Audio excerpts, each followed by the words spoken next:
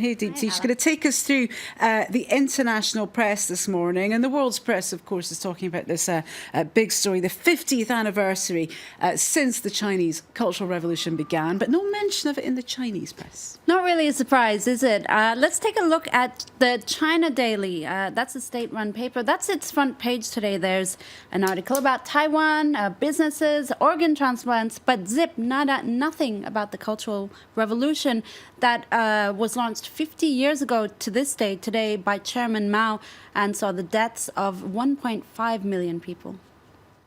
It's not the only paper that's been tackling it, though. South China Morning Post also going through the papers there, but it's a Hong Kong paper, so a bit That's more right. It's a Hong Kong-based paper, the South China Morning Post, and they've published a very comprehensive tribute-like multimedia segment that basically details day-by-day events of the Cultural Revolution. It's definitely worth looking at if you're looking for sort of a historical overview of the events and the legacy that the Cultural Revolution left on contemporary China. Well, another paper giving this a bit more coverage than the China Daily, shall we say, is the Wall Street Journal. Now, they're looking at the comparisons between Chairman Mao and President Xi Jinping. Tell us more. Well, granted, President Xi's governance is nowhere near the sort of scale of oppression that was seen under Chairman Mao, but he is in a way fashioning himself after Chairman Mao. That's at least according to the Wall Street Journal. This article, a wonderful title, Mao Now, is quite interesting. It looks at how he's crafting basically a quote, personality cult to foster a blind obedience to him and also concentrate power in his own hands. And staying with the Wall Street Journal, they talk about also his family history. Now, President Xi's own father was one of Chairman Mao's top lieutenants, and he was killed during the Cultural Revolution. President Xi, as a young man himself, was sent to the countryside alongside millions of other young Chinese people. But despite this, he sort of remains firm in ensuring that Mao's reputation is not denigrated. And for the Wall Street Journal, it's all about context and perception. President Xi's father was seen as a hero, and that was due to Chairman Mao. So that's why his legacy should continue. It's interesting, isn't it? Well, there's been lots of testimonies from those who survived or witnessed the Cultural Revolution, hasn't there? There has. Now, I want to show you an article from the Globe and Mail newspaper, which tells the story of a Chinese-born librarian in Pennsylvania, Professor Song, who's actually gathering a mammoth 36-volume secret report on the Cultural Revolution. And what's interesting is that it actually all started many years ago when this professor received a mysterious package in the mail, and it was actually witness statements from the Cultural Revolution. And since then, he's been gradually gathering different testimonies. And it really does detail some unimaginable horror during the Cultural Revolution, including a mass cannibalism movement. But the fact that he's putting together this sort of memoir is really proof that even if China wants to suppress its own history, its citizens are finding ways to ensure that the truth comes out.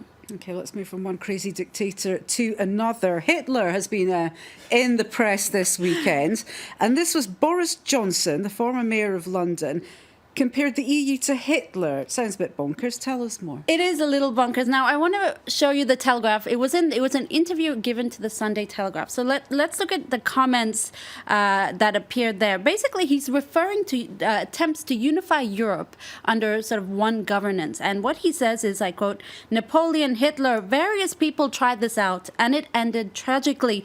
The EU is an attempt to do this, but by different methods." So those were his comments.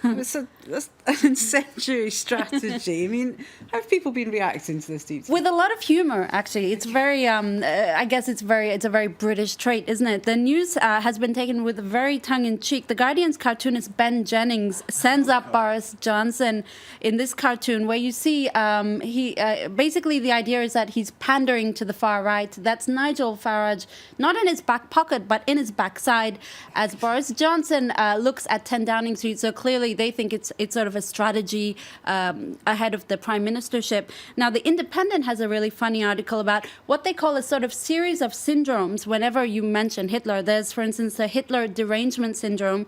There's a PLMHF, which is the post-London mayoral Hitler fixation.